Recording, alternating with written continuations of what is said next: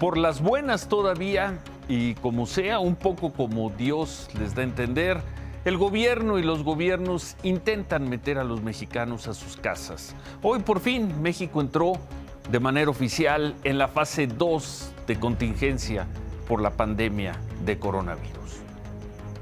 Se les informa que permanezcan en el interior de su domicilio para no ser contagiados por la pandemia COVID-19. De igual manera, se le informa al caballero que se encuentra con sus menores en el interior del parque que haga favor de ubicarlos en el interior de su domicilio para evitar el contagio. De igual manera, se les hace la indicación para permanecer en el interior.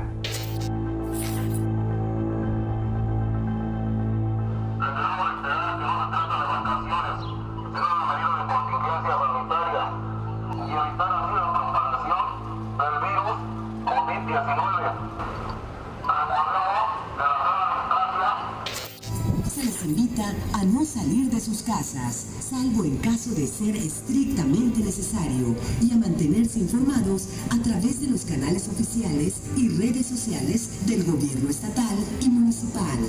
Ante la pandemia del coronavirus, unidos, seguimos avanzando. Se le invita a la ciudadanía a retirarse a sus domicilios, con el fin de disminuir la posibilidad de contagio del virus COVID-19 y con ello salvaguardar la salud de sus familias. El gobierno del Estado de Nuevo León agradece su apoyo y comprensión ante esta situación. Recuerda, prevenir es tarea de todos.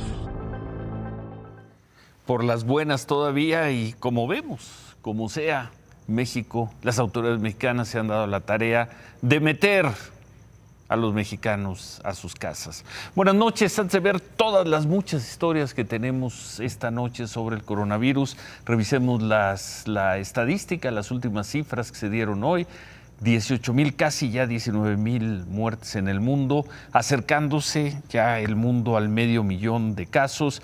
Italia ya con más del doble de muertes que China, 6,820 y 69,000 casos. Estados Unidos acercándose a las 800 muertes. En México, 5 muertes por coronavirus, 405 casos.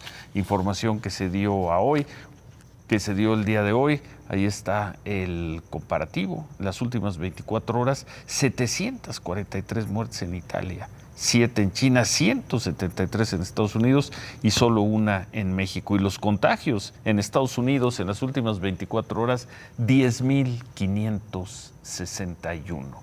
La curva, pues la de México ya no se parece tanto a la de China, ya no está creciendo a la velocidad a la que crecía la China. En el día 26, así estaba China, así estamos nosotros. Se parece en todo caso a la italiana. En cuanto a las cifras de casos, hace una semana, hace 7 días teníamos 118, van 405, son 287 casos en una semana.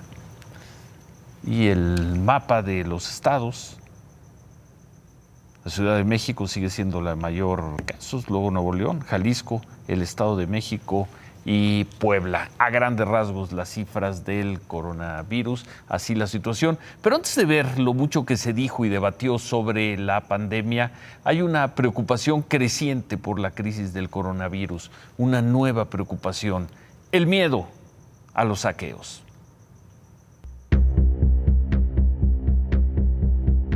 Este saqueo ocurrió anoche en un Oxxo de la colonia La Petrolera en Azcapotzalco. Al menos 10 jóvenes, entre ellos menores de edad, se hicieron de lo que pudieron para saquear la tienda. Un tubo metálico, piedras, un bat y una réplica de una metralleta les sirvieron para romper las puertas y ventanas del Oxxo. Se llevaron dinero de la caja registradora, cajas de cigarros, vinos y pilas. A unas calles de ahí, la policía logró detener a 5 de los 10 saqueadores, 3 de ellos menores de 16 años.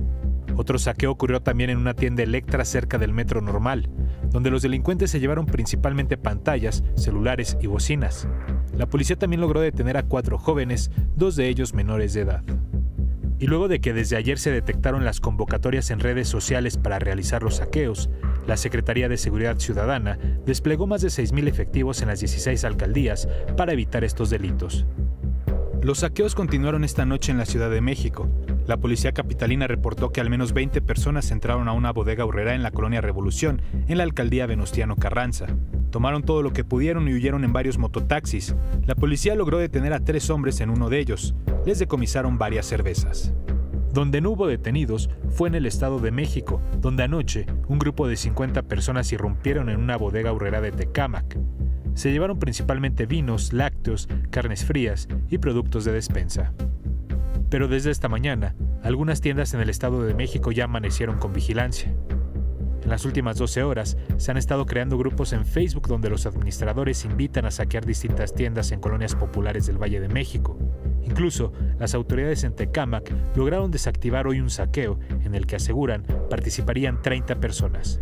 2 organizadores fueron detenidos y otras 30 personas fueron disuadidas de participar en los saqueos. Y la preocupación se da, entre otras cosas, porque esta noche, en menos de una hora, se reportaron, tenemos conocimiento nosotros, se reportaron 3 saqueos y un intento de saqueo en la Ciudad de México. La policía de la ciudad reportó que lograron detener a 10 personas. En su mayoría se trató de robos de celulares. En Ecatepec también hubo detenidos, 3 menores de edad que saquearon una tienda Coppel. Hay temor, hay miedo a los saqueos y hoy el gobierno del presidente López Obrador afirmó que la pandemia del coronavirus será larga. Y hablando del tema, anoche informamos que el gobierno del Estado de México ordenó el cierre de guarderías, asilos, centros comerciales, tiendas departamentales y todos los comercios que no estén relacionados con la venta de alimentos y medicinas. Pero no todos los comercios hicieron caso. A partir de hoy, deberán cerrar los siguientes establecimientos: centros comerciales y tiendas departamentales. Los comercios cuyas actividades no están relacionadas con la venta de alimentos y medicinas también deberán cerrar sus puertas. El mensaje parece que no llegó al oriente de la zona conurbada entre el Estado y la Ciudad de México. 24 horas después, así se veía el exterior de la Plaza Tepozán, en el municipio de Los Reyes, Estado de México. Así los pasillos de una tienda departamental cuya actividad no está relacionada con la venta de alimentos y medicinas en la México Texcoco. Y así, el interior de la Plaza Nesa, en el municipio de Nezahualcóyotl, donde hasta una tienda de música seguía abierta después del mediodía. Martes de fase 2 en el oriente del Estado de México. Híjoles, como que sí, ya se ve como un poquito ya, en mi caso exagerado un poquito, porque pues sí necesitamos por los utensilios básicos y para conseguirlos, ¿dónde? Tiendas, hay muchas tiendas ya están cerradas, entonces hay que conseguir todo lo básico. ¿Se iría a la Ciudad de México? Sí, pues sí. La suspensión de actividades comerciales se cumplió de manera parcial. En plazas grandes como esta, la Ciudad Jardín, a un lado del bordo de Xochiaca, ningún local abrió, pero se permitía el paso a los cajeros automáticos. En otras más pequeñas, como esta sobre la carretera federal México-Texcoco, las tiendas operaron bajo una única condición: no juntar a más de 50 clientes en el interior del local. ¿No que no iban a abrir? Todavía no tenemos aviso, reducieron los horarios. Pero en esta zona conurbada, la cercanía entre centros comerciales del Estado y de la Ciudad de México permiten brincarse cualquier medida de sana distancia.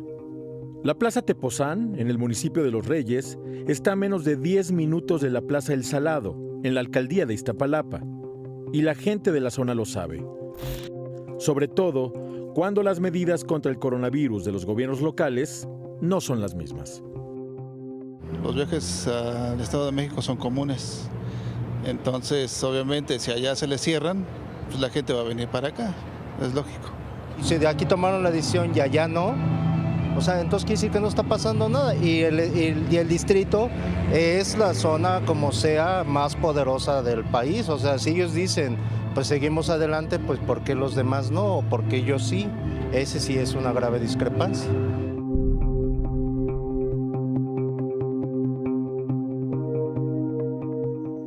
Tiendas que se suponían debían estar cerradas a 200 metros y no lo están. Y 200 metros del otro lado, en la Ciudad de México, las tiendas siguen abiertas. Pero a ver, vamos a este tema. Había un interés mayúsculo por conocer las disposiciones del gobierno mexicano ante la crisis del coronavirus. Pero desde los primeros segundos, hoy en la mañana, el presidente López Obrador dejó bien claro cuál sigue siendo la filosofía de su gobierno. Actuemos con prudencia, sin desesperarnos, sin apanicarnos, actuar con responsabilidad y al mismo tiempo con seguridad, sin caer en la ingobernabilidad, sin que se nos salga de control ni este ni ningún problema. Actuar con prudencia sin apanicarnos. El vocero técnico de la crisis, el subsecretario de Salud Hugo López-Gatell, reforzó esa filosofía al explicar que la estrategia será administrar el riesgo y subrayó. Todavía no hemos llegado al punto de inflexión. Todavía no hemos llegado al punto en donde cambiamos de una propagación lenta a una propagación muy acelerada. También quiero ser claro que el éxito en la reducción de la transmisión, en vez de llevarnos a una epidemia corta, nos va a llevar a una epidemia más larga. Y acto seguido, el doctor anunció que México declaraba de manera formal la fase 2 para contener el coronavirus, fase en la que de alguna manera México se encuentra al menos desde el viernes 13 de marzo. La fase 2 para el gobierno mexicano es esto: cuidar y proteger a adultos mayores y grupos de riesgo. El presidente López Obrador pidió hacerlo además con mucho amor. Es suspender clases hasta el 19 de abril, lo que en los hechos ya ocurría. También para el gobierno mexicano, fase 2 es suspender temporalmente eventos y reuniones de 100 o más personas. Ahí está la cifra, 100 personas. Suspender algunas actividades laborales, aunque no hay un catálogo de cuáles. Y pues todas las medidas de higiene que se vienen aplicando desde hace ya varias semanas, lavarse las manos, el gel, etcétera. Eso es todo. El gobierno mexicano no anunció, no lo hizo, la suspensión de todas las actividades comerciales no esenciales, como recomienda la Organización Mundial de la Salud. Eso sí, el doctor López-Gatell dijo que inevitablemente, tarde o temprano, llegaremos a la fase 3. ¿Sí que es la fase 3? La reclusión domiciliaria obligatoria. La siguiente fase, que también vendrá, que es la fase 3, en donde pudiera existir transmisión generalizada, es la fase en donde nuestro Sistema Nacional de Salud va a tener retos importantes. Pero esos retos se pueden solventar si el sistema está organizado, si el sistema mantiene alta la moral. Ahí vendrían los grandes retos. Hacemos un paréntesis. A ver, pues según las proyecciones que ha hecho el subsecretario López-Gatell y que hoy estuvo repitiendo en algunas entrevistas en medios de comunicación, vamos a ver los datos. Según su proyección, 70% de los mexicanos podríamos infectarnos de coronavirus. 70% de una población de 127 millones serían entre 89 y 90 millones. Sin embargo, solo el 20%, poco menos de 18 millones, desarrollarían la enfermedad. La mayoría de ellos, 14 millones, tendrían síntomas leves. Pero el 15% de los que la desarrollan la enfermedad, es decir, unos 2 millones, poco más de 2 millones y medio de personas, necesitarían hospitalización y poco menos de 900,000 personas requerirían terapia intensiva. Entonces, y ahí lo tienen en pantalla, para el gobierno mexicano al día de hoy, el peor escenario es que 2 millones y medio, 2,667,000 personas requirieran de hospitalización y que poco menos de 900,000 personas requirieran terapia intensiva. Hay que anotarlo, hoy se anunció la fase 3, ese es el cálculo que hace este martes el gobierno mexicano, la fase 2, corrijo. Regresando a la conferencia de la mañana, los secretarios de Marina y Defensa Nacional expusieron los recursos con los que cuentan para aplicar el Ejército el plan DN3, la Marina el plan Marina, sin dejar en claro los cuándos, a partir de cuándo. También habló el secretario de Hacienda, garantizó que hay dinero para esos dos planes y que se está adelantando dinero a los gobiernos de los estados para enfrentar las crisis. Por cierto, mientras el doctor López-Gatell apelaba al orden, a la organización, a la solidaridad, a la moral de los doctores mexicanos, en especial los que trabajan en los hospitales públicos, mientras decía eso, ocurría, este es un ejemplo, ocurría esto en la sala de urgencias del Hospital General 196 del Seguro Social en Ecatepec. Desde, Las personas que estaban esperando a ser atendidas en el área de urgencias fueron sacadas de la sala y dejaron de ser atendidas. Después de insistir en recibir información, los doctores les dijeron que habían registrado un caso de coronavirus y que tenían que limpiar el área.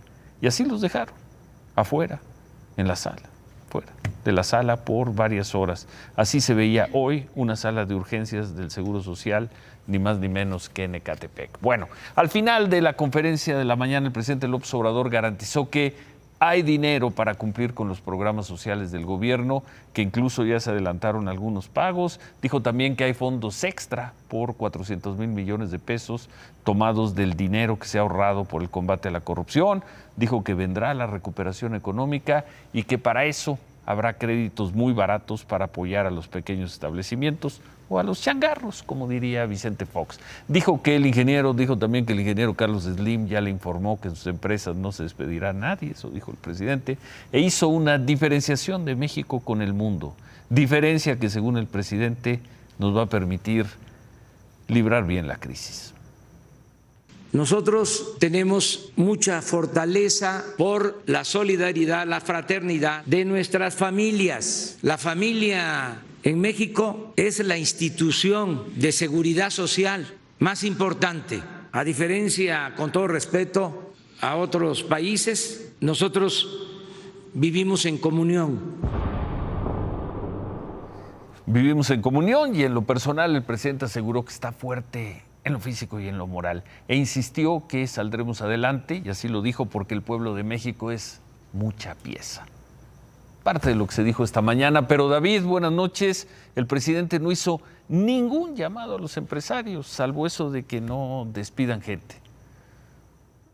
Creo que nunca la iniciativa privada ha necesitado a papá gobierno, ni tampoco que los convoquen, Ciro. La iniciativa privada siempre ha ido adelante de este y de cualquier otro gobierno. El mejor ejemplo que tenemos es cómo hoy los bancos lanzan en masa un programa para apoyar a los clientes, a sus finanzas personales. Ahorita que baje te lo explico. Bueno, ahora nos vemos. ¿Qué tenemos entonces ya de resumen de todo lo que se informó hoy? La confirmación de lo que estamos en los hechos, o donde ya estábamos, que es la fase 2. La insistencia del gobierno de que no es momento aún de parar más actividades. Y quizá lo más importante, se dijo hoy que el pico más alto de contagios se dará entre junio y julio. Luego en la entrevista el doctor López-Gatell lo extendía algunos meses más. Se pidió no saturar los hospitales, no ir a tomarse pruebas si uno no tiene síntomas. Y el doctor López-Gatell insistió en que carece de sentido técnico y científico la afirmación de científicos de todo el mundo de que a más pruebas para saber si está contagiado, no necesariamente habrá mayor efectividad de las políticas de salud pública, pues lo contrario de lo que está diciendo el mundo. El gobierno mexicano insiste en ir en sentido contrario, a contracorriente de lo que están haciendo la mayor parte de los gobiernos del mundo. Y el mundo científico dice, a mayor cantidad de pruebas, mayor información, mayor capacidad de diseño de estrategias y por lógica mejores resultados. El gobierno mexicano no cree en eso y bueno, pues a ver cómo nos va. Ojalá nos vaya bien. Por cierto, siguen haciendo pruebas rápidas en las Lomas de Chapultepec por considerar, y así lo considera, que ha estado expuesta a personas que dieron positivo. Nuestra reportera Yafet Tirado acudió ahí a hacerse la prueba.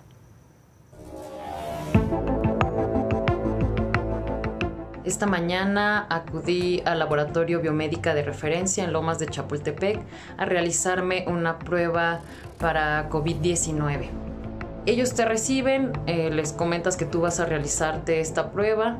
Lo primero que van a hacer es darte una ficha, una pequeña ficha que tú colocas en tu ropa, en un lugar donde esté visible. Yo me formé en la fila. En esta fila teníamos mucho cuidado de mantener un espacio de distancia de 1,5 metros. Después se te acercan los técnicos y te hacen un pequeño cuestionario.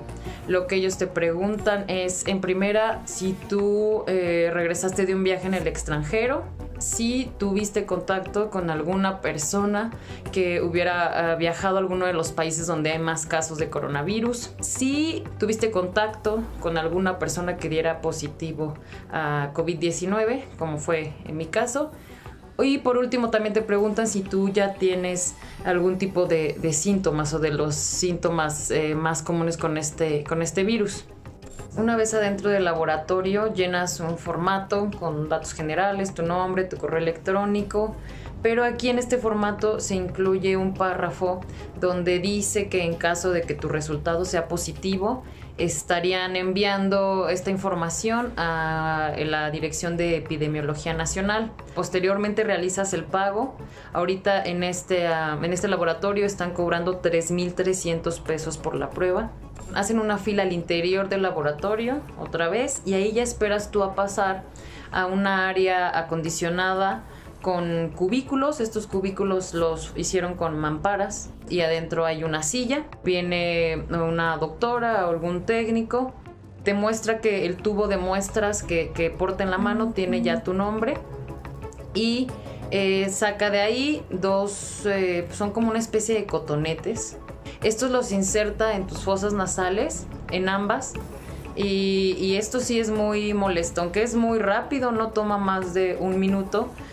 Pues insertan como a esta altura esos cotonetes y lagrimean los ojos, se siente mucha incomodidad, un poquito de dolor. Te explican que el resultado va a llegar, te lo entregarán de 2 a 3 días, eso es lo que tarda, 2 o 3 días, y que lo van a mandar vía correo electrónico.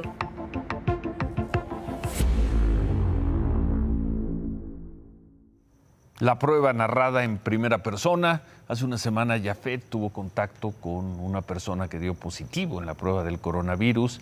Ella no ha manifestado ningún tipo de, no ha manifestado síntomas, tampoco las personas que están en su entorno, pero bueno, como medida preventiva acudió a realizar esta prueba y aprovechamos para presentarla aquí. Anoche informamos que el director del Seguro Social, Zoé Robledo, se comprometió a dotar de insumos y equipos a los hospitales y clínicas para enfrentar la crisis que se puede desatar por la pandemia de coronavirus. Hoy se repitieron las manifestaciones de médicos, enfermeras y trabajadoras del Seguro Social. Lo hicieron los trabajadores de la Clínica 30, la que está en Iztacalco. Bloquearon la 1:30 más o menos la avenida Plutarco Elías Calles a la altura de Francisco del Paso y Troncoso. Insisten en que no les han dado insumos para trabajar. Otro grupo de manifestantes más temprano también protestó. Empleados del Hospital General de la Zona 47 del Seguro Social, esto en Iztapalapa. Ese grupo cerró Periférico Oriente durante 1 hora a la altura de la colonia Vicente Guerrero. La misma razón, pedían que les dieran insumos para atender casos de posibles contagios.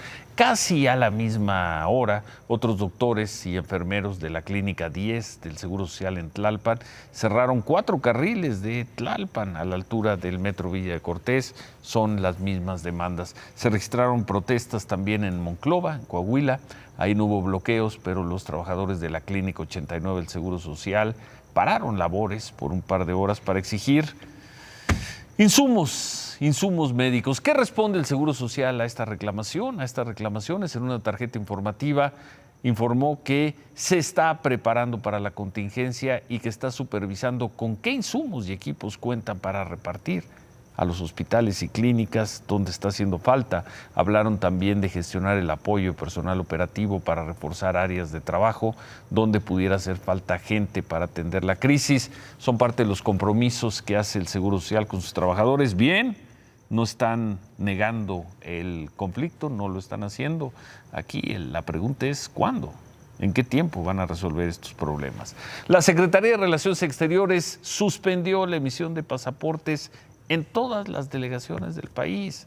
Del 27 de marzo al 19 de abril, nadie va a poder tramitar un pasaporte.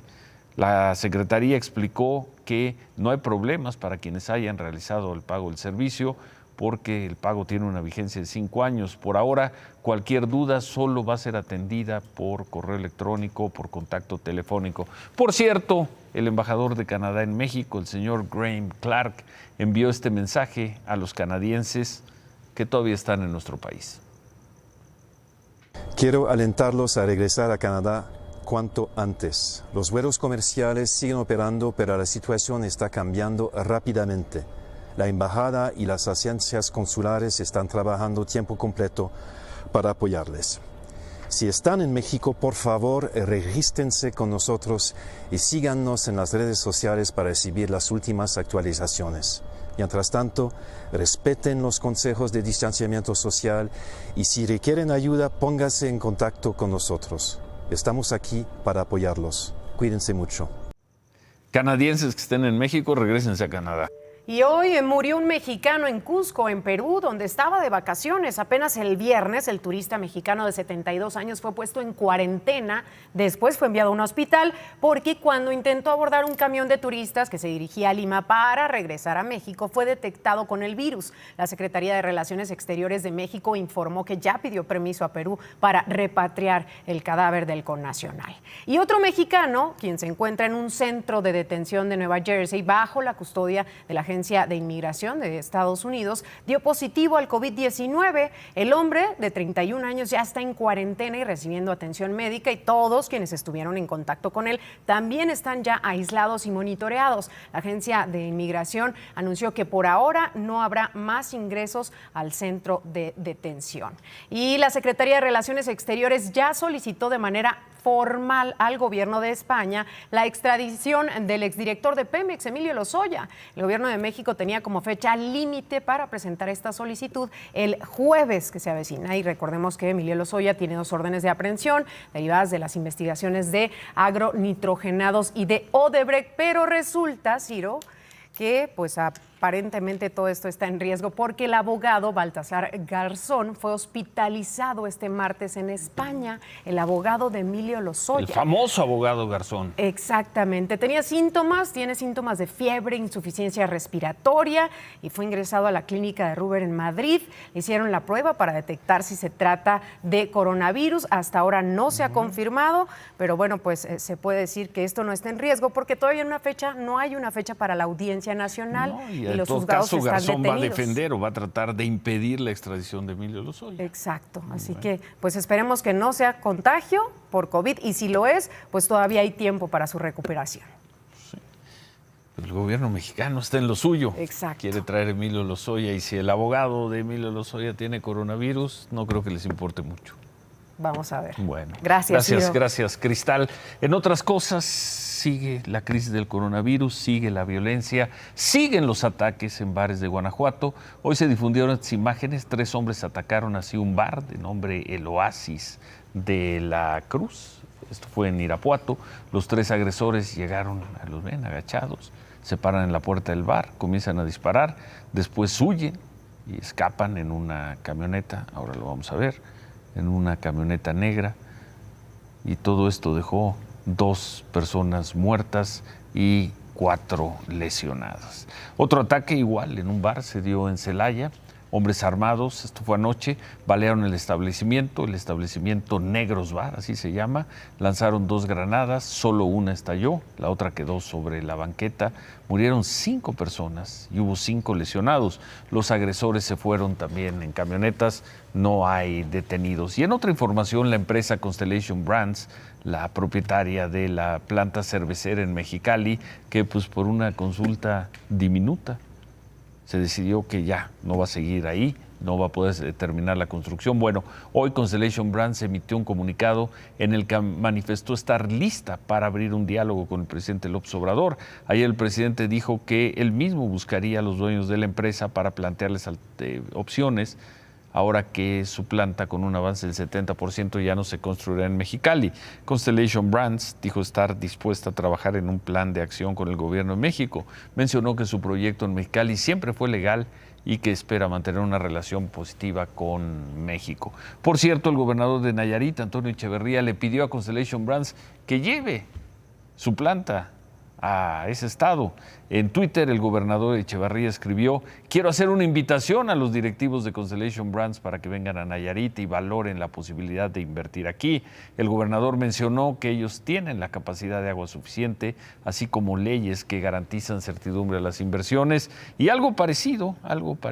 Bueno, en otro tuit, por cierto, Antonio Echeverría escribió: Nayarit es su casa y nosotros somos sus amigos. Eso dijo el gobernador de Nayarit. Parecido fue lo que dijo El gobernador de Tabasco, morenista, Adán Augusto López, dijo que en su estado no habría ningún tipo de problema por falta de agua, que al contrario, que ese tipo de inversiones son bienvenidas. El gobernador de Tabasco se comprometió a brindar las condiciones de seguridad para la tranquilidad de la inversión de Constellation Brands. Las bolsas tuvieron una recuperación, incluida la Bolsa Mexicana de Valores. Por fin una buena noticia, más de 4 puntos de ganancia.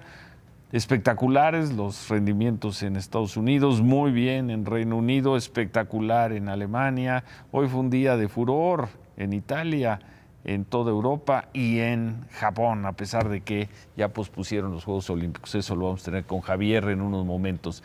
El dólar, pues ahí va, dependiéndose como puede, 24.81 el dólar interbancario en estos momentos.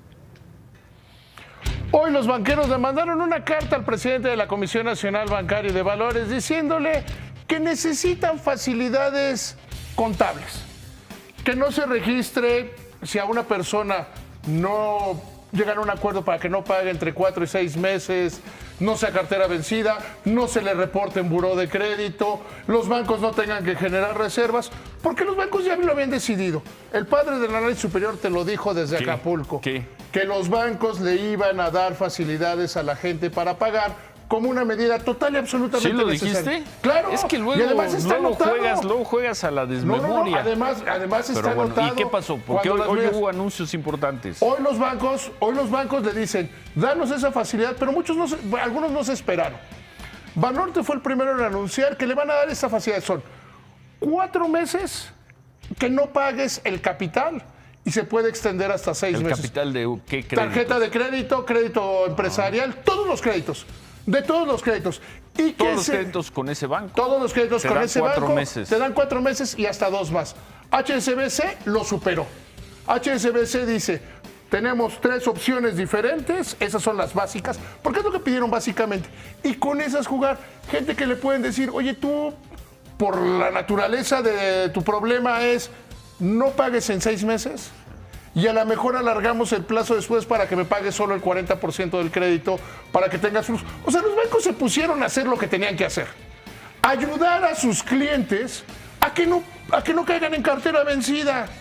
Y además le están haciendo un favor al presidente. Pues sí, presidente que no toma para nada en cuenta, como decías, a la iniciativa privada en toda la estrategia. Pero los bancos están más ocupados que cualquier gobierno en que a sus clientes les vaya bien. Pues ojalá. Porque si tú con tu cliente mantienes una relación, tiene problemas tu cliente por una situación que no depende de él, le das ayuda, le ayudas, le permites, por ejemplo, HSBC y Citibanamex.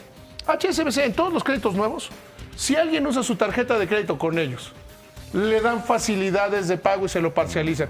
Citibanamex ya había anunciado que para cosas que tengan que ver con salud, te lo parcializan, es decir, que lo puedes mandar a meses. Pues los bancos son los primeros interesados en que simple y llanamente a sus clientes la pasen. Que la gente pague cuando pueda. Bien. Pero en el otro lado, Ciro, hay algunos que nos deberían dar vergüenza. ¿Quién? Ya nos debe quedar claro que hay que rescatar a la Comisión Federal de Electricidad, no a los trabajadores de la Comisión Federal de Electricidad, no a las personas que somos usuarios de Comisión Federal de Electricidad. Hoy el vocero de Comisión Federal de Electricidad, Luis Bravo, dice, no, tendríamos que ver nuestras finanzas. Eso de que no paguen ahorita y que retrasemos los pagos, tendríamos que ver nuestras finanzas. En el lado bueno está el SAT, que el SAT hoy dijo, vamos a pagar en 3 días a todos los que tengamos IVA pendiente en devolverles. ¿Te la tomamos como remate? Sí, vámonos ya. ¿Sí? Adiós, Ciro. Bueno, adiós, ya decir a lo de los Juegos Olímpicos. La presidenta de la Cámara de Diputados, Laura Rojas, y los coordinadores de las bancadas tuvieron una sesión virtual. Así sesionó hoy Cámara de Diputados. Ahí estaba Mario Delgado y los diputados estaban en sus casas y oficinas. En fin, así fue esta sesión con el presidente del Consejo Coordinador Empresarial, Carlos Salazar. Los diputados se comprometieron a atender las propuestas de los empresarios para atenuar el golpe a la economía por la pandemia de coronavirus, hubo la coincidencia de que se debe proteger el empleo. Eso los diputados. En el Senado hubo actividades normales, bueno, normales entre comillas. Los senadores sí guardaron la sana distancia, sesionaron, se juntaron. Hoy aprobaron la iniciativa de reformas constitucionales que obliga al Estado a garantizar programas sociales como pensiones a adultos mayores, a personas con discapacidad y becas. Son los principales programas sociales del gobierno del presidente López Obrador. Luego de la sesión, los senadores suspendieron indefinidamente las sesiones a futuro. Muchas gracias por sus comentarios. En efecto, dijimos anoche que seguramente el gobierno del presidente López Obrador acertaría al anunciar esta mañana la estrategia para domar y vencer al coronavirus. Lo anunciado hoy deja preguntas y deja dudas, deja también una certeza. El gobierno insiste en actuar con prudencia, sin pánico ni extremismos. El gobierno insiste en tomar la ruta heterodoxa, vamos a llamarla así, en jugar al riesgo, en jugar a la chica. ¿Por qué lo hace? Es lo que nos han preguntado a lo largo del día. La respuesta sensata quizás sea la más sencilla. Lo hace porque ha estudiado el caso y está convencido que su estrategia triunfará. Actuar con prudencia, el mundo está haciendo lo contrario. La apuesta cómoda sería ir con los californianos, neoyorquinos, españoles, italianos, franceses, alemanes. Pero el presidente López Obrador ha trazado su ruta. Impensables las consecuencias si se equivoca, las consecuencias de un error. Pero ¿qué tal si acierta? ¿Y quién esta noche, ante tanta incertidumbre, convulsión y confusión, se atrevería a jugarse su resto apostando al fracaso mexicano, por el fracaso mexicano? ¿Quién? ¿California? ¿Nueva York? ¿Madrid? ¿Roma?